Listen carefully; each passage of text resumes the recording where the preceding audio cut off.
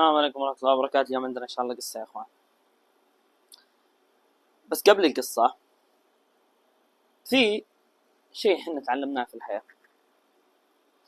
إن القاتل سيقتل ولو بعد حين، وإن الدم ما يروح هباء منثورا، وإذا راح في الدنيا فإن في الآخرة الله سبحانه وتعالى ما راح يترك صاحب الدم. فحط هذا الشيء براسك، إنه مهما قتلت وتخفيت عن أنظار الناس فإن في شخص في السماء يشوفك، لو مهما رجعت إلى بطن أمك ثاني مرة يشوفك، وفي النهاية راح يحاسبك هو. إذا ما حاسبك قضاة الأرض راح يحاسبك قاضي السماء. هذه القصة سمعتها أنا، ولكن ممكن في ناس سمعوها قبل أو كذا، ولكن العبرة في القصة أن القصة عجبتني وحبيت أني ألقيها بأسلوبي فقط. هذه مرة تقول أن أنا تزوجت وأنا في عمر صغير، رزقني الله سبحانه وتعالى بولد، ربيت هذا الولد، توفي زوجي وولدي كان صغير، فأنا بديت أربي ولدي. سنة بعد سنة بدأ يكبر شوي الولد، كانوا الناس اللي حولي يقولوا لي إنك أنت متزوجة وأنت صغيرة ولا زلت صغيرة، فتزوجي شخص يربيك. يربي؟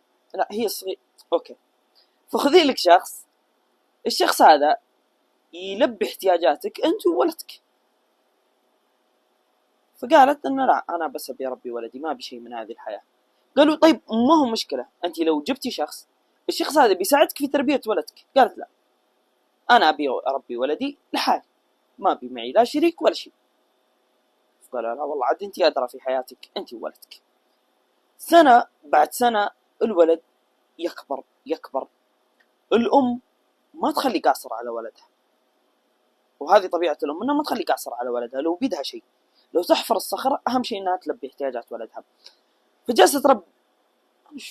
فجالسة تلبي احتياجات ولدها، كل شيء يطلبه تجيبه له، لدرجة أنها وصلت مرحلة زي حنا ما نسميها بشكل عام الدلع، إن أي شيء يطلبه يجي، حتى لو ما هو شيء مهم بس هو يبي يجي. في متطلبات في الحياة اللي هو أهم ومهم، هو يأخذ الأهم والمهم، كل شيء يأخذه.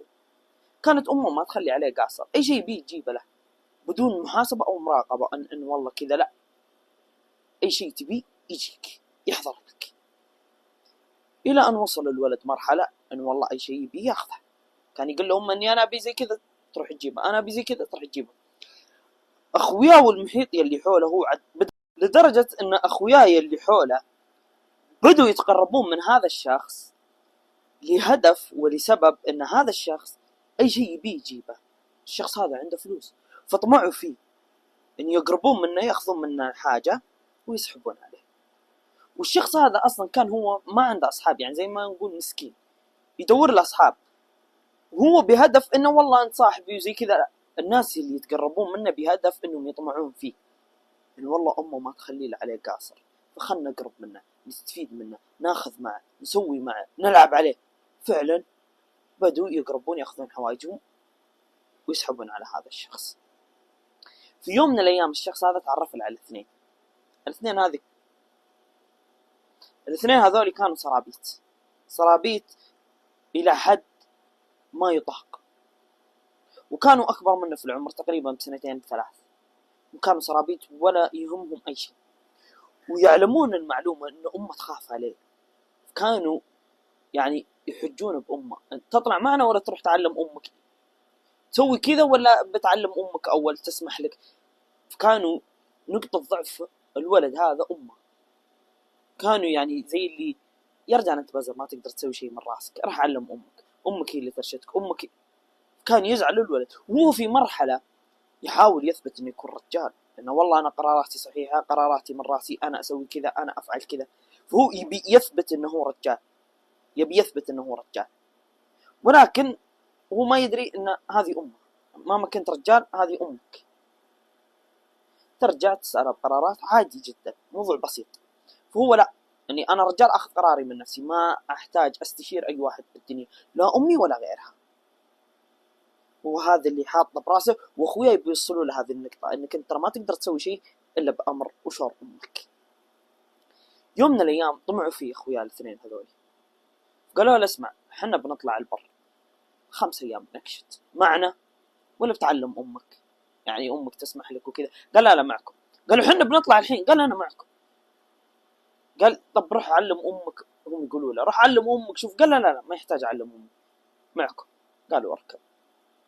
وياخذونه ويطلعون فيه لما البر ويكشتون، يبدون ينزلون أغراضهم ويضبطون أمورهم ويركبون على عشاهم يتعشون وينامون في الليلة الأولى. الليلة الثانية، الليلة الثالثة. كان في مشكلة في خلال هذه 3 أيام أو المدة اللي جلسوا فيها. المشكلة هي إن الشخصين هذولي الأخوياء متفقين على هذا الشخص. على إيش؟ إن هذا الشخص ما يصلح أن يأخذ قرارات، قراراته مضروبة، ويحاول يثبت إنه هو رجال ويعرف كيف. قالوا له خلنا جلسين. قال لا هنا ما ينفع، هنا في سهيل، هنا في مطر، هنا مدري إيش. ويبدأ ينكد عليهم. كل ما قالوا شيء نطبح لكم غلط، لا المفروض تسوون كذا، المفروض تسوون كذا. هم ابتلشوا فيه. قالوا يا ولد انت بتعقل ولا لا؟ كل قرارات تناقشنا فيها يا ولد هد.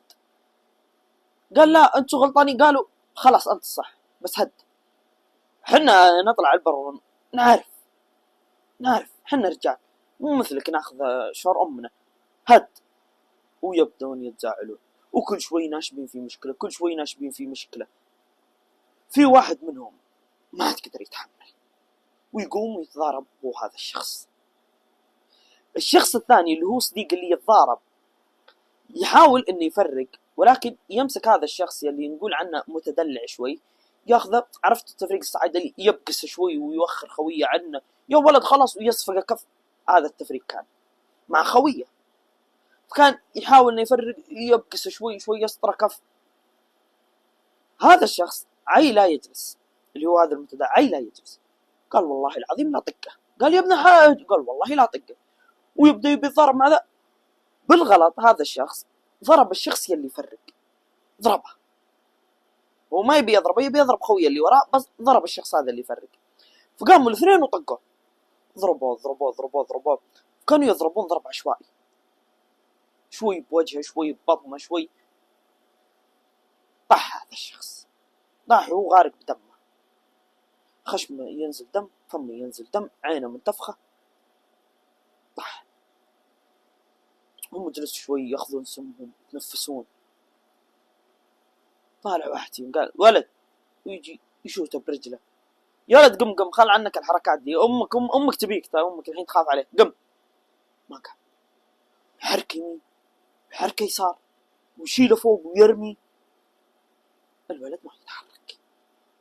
يا ولد قم. عاي لا يقوم. يوم الاول، يوم الثاني ما يتحرك.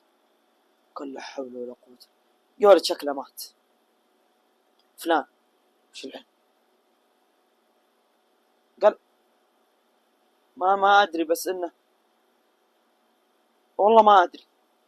قال اسمع، المواقف هذه ما يبيلها والله ما تدري، يبيلها خطه ويبيلها كلام متطابق. انا وياك لازم نسوي خطه محكمه بحيث انه ما نكشف، لان كذا انا وياك منتهين. قال شلون؟ قال حنا منتهين. هذا الكلام العقلاني او الشيء اللي احنا قاعدين نشوفه، حنا ذبحنا، عشان كذا لازم نكمل للنهايه. لان كذا اصلا انا وانت بصيرنا واحد، القصاص. فعشان كذا لازم نسوي خطه محكمه من خلالها نقدر ندير الامور ونعرف ايش قاعد يصير حولنا. قال طيب قبل. ويحفرون ويدفنون الولد ويروحون منطقة ثانية غير المنطقة اللي دفنوا فيها الولد. حفظوا المنطقة اللي دفنوا فيها الولد كل شيء، وطلعوا إلى منطقة ثانية. كملوا الكشته ورجعوا ثاني مرة للمدينة. رجعوا المدينة كانت معتفسة. الأم جالسة تبحث عن ولدها، وهي تعرف الاثنين هذولي صرابيس ما هم كويسين، وكانت تحذر ولدها انهم يمشون مع هذول الاثنين، لا تمشي معهم. وراحت بلغت الشرطة وبلغت كل اللي يعرفون ولدها، الى ان جو ذول الاثنين. قالت تعال ولدي فلان وينه؟ قالوا فلان. ما شفت انت فلان اخر؟ قال والله قبل 3 أيام. متفقين هم على السيناريو، متفقين على السيناريو. ما ندري وش في ولد، في شيء ولدك أنت تبين شيء، تبين مساعدة تبين. قالت والله العظيم يا ولدي إنه معكم، وأنا عارف ومتأكدة 100% أنكم تعرفون شيء عن ولدي، وكنت أقل ولدي وأحذر منكم إني أدري أنكم أنتم سرابيت. قالوا لا تغلطين، لا تغلطين يا خالة، احنا ما سوينا شيء وأنا ندري أصلا وين ولدك. قالت والله لعل مشترطة. قالوا لها علمي اللي تبينه، رح علمي، علمي وش رح علمي، احنا ما يد ما تسرق ما تخاف قطعة، رح علمي. فراحت وبلغت الشرطة وقالت أنا شك بهذول الاثنين. خذهم الشرطة سووا لهم تحقيق منفرد، كل شخص لحاله، حافظين الدرس 100%. كل ما يقول كلام الشخص هذا الشخص الثاني يقول نفس الكلام متطابق، كل شيء حافظينه. نوع السكين اللي قطعوا فيه العشاء عارفينه، دارسين الموضوع من وإلى. فطلعهم الشرطة بحكم أنه لا يوجد عليهم أدلة أو إثباتات أن هذول الاثنين والله بريء فعلا، ما ثبت عليهم شيء. حققنا لهم انفرادي، حققناهم مع بعض، حققناهم هذول الاثنين بريء، انتهى الموضوع، نقطة آخر السطر. طلعوا الاثنين 1 سنة، 2 سنين، 3، 10، 18 سنة، وهذول الاثنين لم يكشف سرهم. كلنا تزوج وجاب عيال، وكل واحد راح في ديره متوظف ويلحق رزقه. في واحد من ذولي الاثنين كان متوظف في شركة أموره زينة. يوم من الأيام حصل بينه وبين شخص معه موظف نقاش، فاشتد النقاش بيناتهم إلى أن صار ضرب باليد، فجأوا وفرقوا الموظفين. ولكن لازال فيهم شحنات، إنه والله النفوس ما طابت، لازال في النفوس شيء، ولازال بيناتهم مشاكل. يوم ورا يوم تكبر المشاكل. في يوم من الأيام تصادفوا هذا الموظف والشخص هذا رفيقنا الأول على درج، ومناقشوا زي كذا، وصار بيناتهم نقاش. رفيقنا هذا دف الموظف مو فوق الدرج، فبدأ يتدحرج إلى أن وصل تقريبا إلى آخر درجة أو قبلها، وضرب راسه من وراء على حافة الدرج، فبدأ يغرق في دمه. خذوه ونقلوا للمستشفى ودخلوا الإسعاف والطوارئ وما إلى ذلك، وموظفين قالوا الولد توفى، مات. فجوا الشرطة وكبلوه. ليش ذبحت الولد؟ قال والله العظيم إني ما كان لي نية إني أذبحه. قالوا حنا ندري كل قاتل يقول إنه ما لي نية أذبحه وكذا. قال والله العظيم إني أنا بريء، اسألوا الموظفين، هو اللي يجي ويتبلاني وزي كذا، وصارت بيناتنا مشاكل، وقفنا على الدرج دفيته وطاح، أنا ما كان لي نية أقتل أو إني مترصد له. قالوا من اللي ذبحه؟ قال لا هو أنا دفيته. قالوا في أحد شال يدك وخلاك تدفى غصب؟ قال لا والله أنا دفيته من نفسي. قالوا يعني أنت قاتل، لا تحاول تبري نفسك، ولا سبحان الله دائما القاتل يلقى لي نفسه مخارج. رب المقتول مسكين، أهله، عياله، زوجته، الناس اللي حوله. قال أنا شخص كبير، هو كبر يعني، السالفة لها أكثر من 18 سنة، وهو وقتها أكبر من الولد اللي قتلوه تقريبا في 40. يعني أنا كبير، يعني ليش أذبحه وشبيبه؟ قالوا أنت قتلت، منتهى الموضوع. فتفاوضوا مع أهل القتيل، قالوا حنا ما حنا متنازلين، يقص ياخذ حق ولدنا. فنطق عليه بالحكم بالقصاص. ثاني يوم كان قصاصه، وقف قدام الشيخ في المحكمة، قال له يا شيخ بقول لك شيء، شفت الوقفة هذه اللي أنا واقفها حاليا قدامك في المحكمة؟ تعرف إن هذا شيء متسلسل من 18 سنة. قال الشيخ شلون؟ قال يا شيخ أقدر أطلع مع فرقة إلى منطقة معينة. قال ليش؟ وش الحكمة بالضبط؟ الشيخ فكر بيهرب أو بيروح. قال لا ممنوع ما تقدر. قال لا خذ فرقة، وإذا حاولت أسوي أي شيء خلهم يرموني، ما راح أسوي شيء غلط، بس أبي أروح إلى منطقة أبيها. قال كبلوا وطلعوا معه، شوف وين يبي. كبلوا هذا الشخص وطلع متوجه إلى المكان اللي هو شار عليه. إلا هذا المكان مبنى وشركة وأمور محترمة. قال تعالوا، هم مكبل، الدور الأول الدور الثاني، من هنا مع اليمين. وصل إلى مكتب، قال فك الباب. اللي هذا رفيق اللي من 18 سنة. قال فلان إيش فيه وش فيه؟ قال القوا القبض عليه. خوي اللي يقول قال القوا القبض على هذا.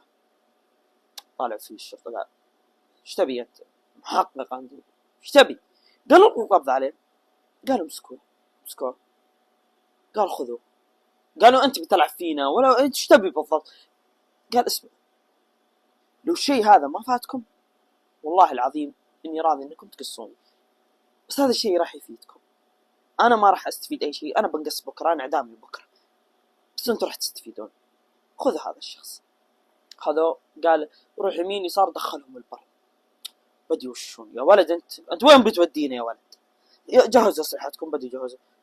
قالوا وقفوا هنا. حفروا الى هذه بقايا عظام وتحاليل ودي ان ايه ومدري ايش. اتضح ان هذا الولد اللي قتلوه قبل 18 سنه، هذه جثته متحلله. قال قبل 18 سنه في قضيه موجوده عندكم في التوقيت الفلاني في المكان الفلاني، الام اسمها كذا. بدا يعطيهم المواصفات. قالوا هذا قتل وقضيه ومدري ايش.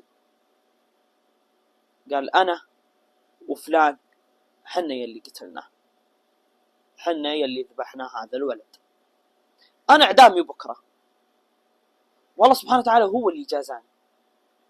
يعني بعد 18 سنه الحكومه ما جابتني، ولكن الله سبحانه وتعالى حب انه يفضحني، فانا محكوم علي بالاعدام وبكره اعدامي.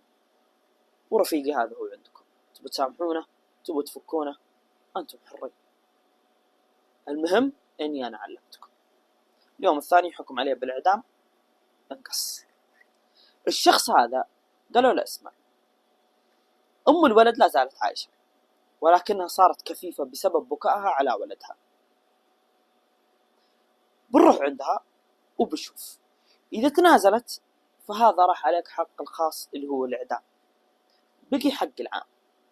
اذا ما تنازلت راسك بيتدحرج في الصفا. قال روحوا، والله يسر الحال. فبدأوا يرسلوا مراسيل ومنه. وصلوا عند الأم. جت الأم كانت كفيفة، فقالوا لنا الموضوع 1 2 3 وحنا لقينا قاتل ولدك. بدأت تبكي، قالت والله اني عارفة ان ولدي مات. من؟ قالوا فلان اللي قبل 18 سنة الاثنين هذوليك اللي قلت لكم هم القاتلين. قالوا وصلتي خير، هم يلي ذبحوا ولدك. واحد منهم الله سبحانه وتعالى جازاه وحكم عليه بالإعدام. بقي واحد. تبي تسامحينه؟